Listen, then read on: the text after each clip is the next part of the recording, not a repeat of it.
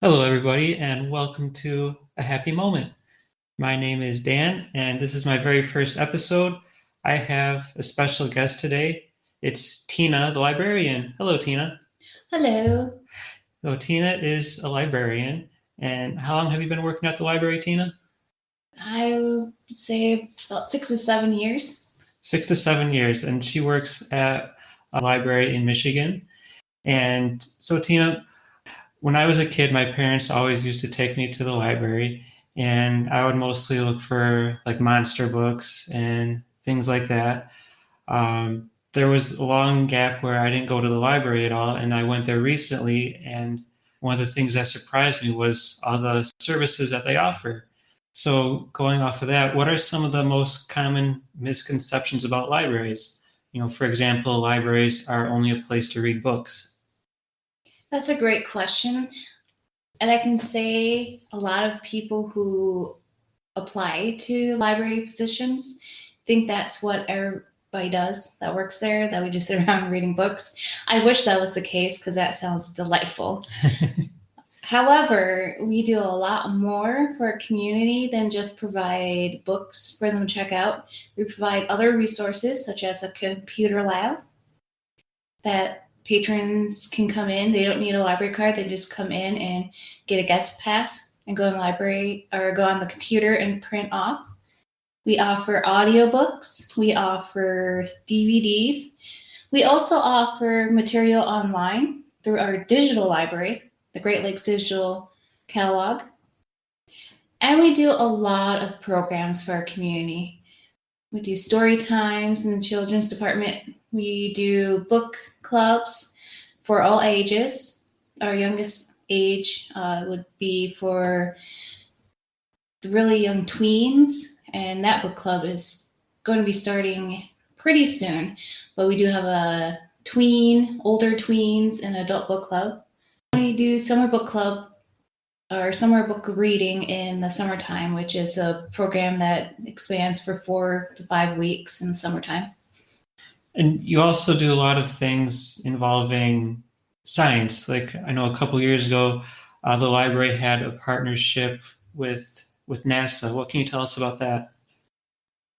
Yes, that was a grant that we received through NASA at my library. It's through StarNet, which they do a lot of programming and provide a lot of resources for museums. They currently branched out into libraries, and this is one of their kind of starting programs to see how it goes. I got put into managing NASA at my library programs for the grant because of my science background. I have a bachelor's in behavioral science. So that was fun. And we did a lot of programs around Earth and space science. We also had a exhibit from StarNet.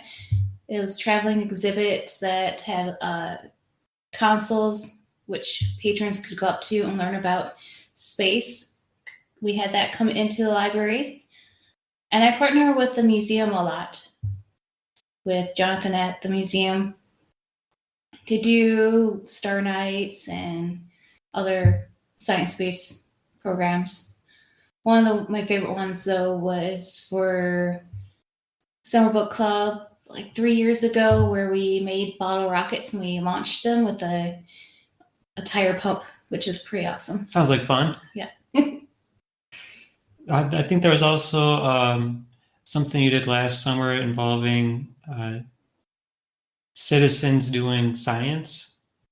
Yes, that's I would call it ideal, a movement happening as citizen science, where we encourage citizens to go out and gather data for scientists. So they're gathering real data for scientists, sending that information to NASA, to planetariums, to scientists around the world, so that they can get a better understanding of the world around us. One of the citizen science things coming up this summer is monitoring mosquito habitats in northern Michigan. So I have like a little kit that will go out to monitor mosquitoes. So that would be cool. And this data actually is sent to scientists to examine. So Oh, very cool. So all these years that I didn't go to the library, I was missing out on quite a bit. And one of the things that surprised me was finding out that you can check out movies just like you can a book, and it's all free. So the library is really a very cool place.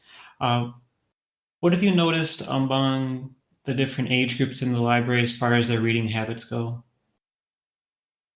The biggest difference I've noticed would be with our tweens and teens. When I started going to the library as a kid and growing up in the library, because I love our local library and my mom always took us there, I would read mysteries and fiction. Now, a lot of teens and tweens like to read graphic novels. They are easier to read and they are a great starting source to promote reading for enjoyment. And so a lot of kids will request or check out our graphic novels, which I think is pretty cool. And then they can go on and check out other books. Nice. Have you noticed any big changes over the years other than that, like as far as adults go? Not so much adults, maybe more LGBTQ for those in the coming out who might not have had that kind of resources when they're younger and they need it. I think everybody needs a book that pertains to them and they can relate to. Absolutely. So that's not, more of those books are coming out, which is wonderful. Yeah. How about you? How has working at a library affected your own reading habits? Well, I have a little less time to read, actually, but starting at the adult book club, I do have to read the book for the book club, so I can do that on my work time, which is fantastic when I get the time. But I am branching out more and reading things that I might not have read before. I was a big science fiction mystery reader, but I have to be able to at least relate to other genres for patrons who want to read romance, who want to read biographies and things like that, so I can suggest titles to them. So I have been reading a little bit more of nonfiction, a little bit more of some romance, some tween and teen books. So a lot of picture books so that I can at least suggest a few titles to patrons. Makes sense. So what do you see for the future of libraries? Libraries have always been a safe place for anybody to come in. And a lot of people, even during the pandemic, did not realize that we had more to offer than just books. We have the DVDs, we have the audiobooks, we have online resources, we have the programs. We even have a archival section with local history and a read office where they help those who need tutoring.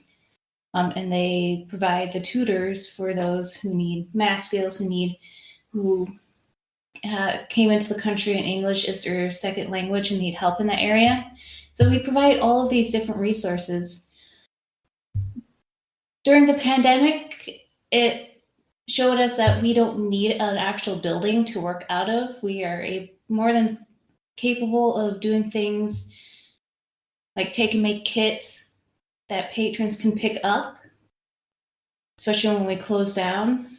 So the concept of the building being a safe place can extend to we provide resources and the idea of a library is a safe place. If you kind of get what I'm saying. Yeah, absolutely. Yeah. So that's very cool. It's neat to see how libraries have evolved over the years. At what point would you say that libraries begin to, I guess, evolve into more than just a place to read books? Has it been like 10 years, 15 years? Can you really pinpoint a time when that started to change? Not really, only because libraries, the whole concept of libraries, they're changeable, they're flexible. we bend and adapt. And most librarians are great at adapting and bending to the times because we serve what the community needs. Mm-hmm. And what the community needs is always changing. So we have to change too. So we can provide those services.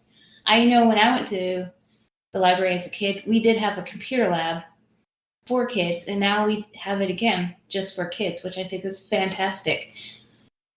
But there's a whole digital divide happening. So now we are bringing in hotspots for those who might not have access to the internet, who can't afford the internet.